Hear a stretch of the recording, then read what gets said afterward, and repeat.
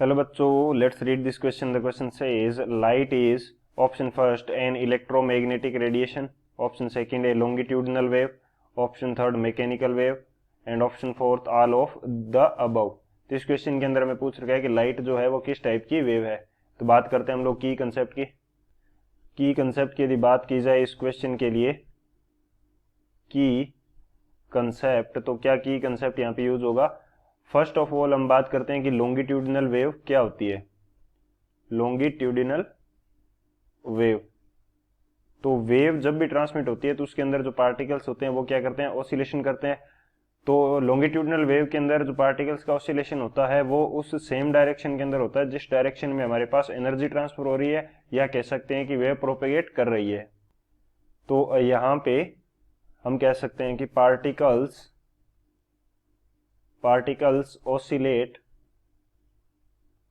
oscillate in the direction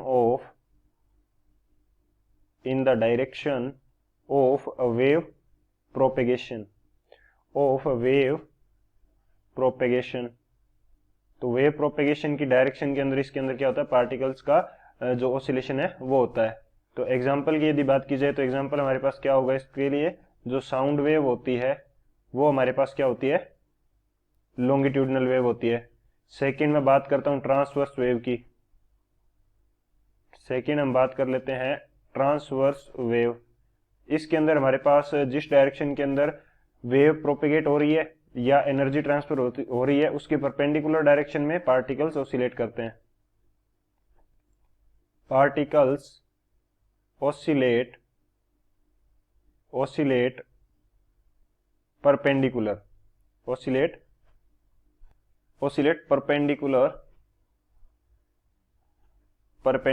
to direction of wave propagation के क्या होते हैं, परपेंडिकुलर जो पार्टिकल्स हैं वो ऑसिलेट करते हैं.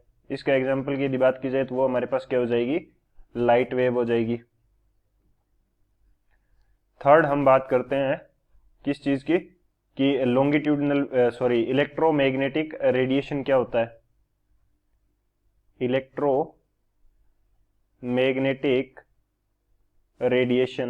इलेक्ट्रोमैग्नेटिक बेसिकली मैं वेव की बात करूंगा. तो वेव जो होती है, इस टाइप की वेव के अंदर वेव का प्रोपेगेशन किसके कारण होता है, इलेक्ट्रिकल एंड मैग्नेटिक फील्ड के कारण होता है. प्रोपेगेशन ऑफ वेव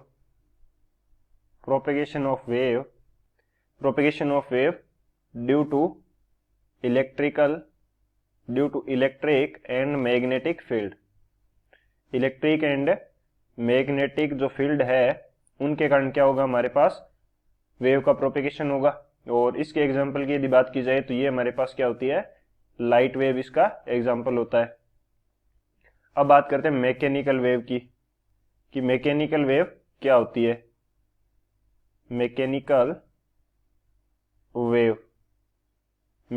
वेव हमारे पास होगी, मैकेनिकल वेव वो वेव होंगी जिनको प्रोपेगेशन के लिए मीडियम की रिक्वायर्ड होती है, मीडियम की रिक्वायरमेंट रहती है. these type of waves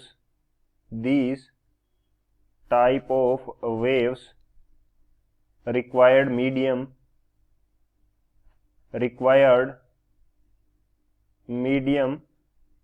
for their propagation.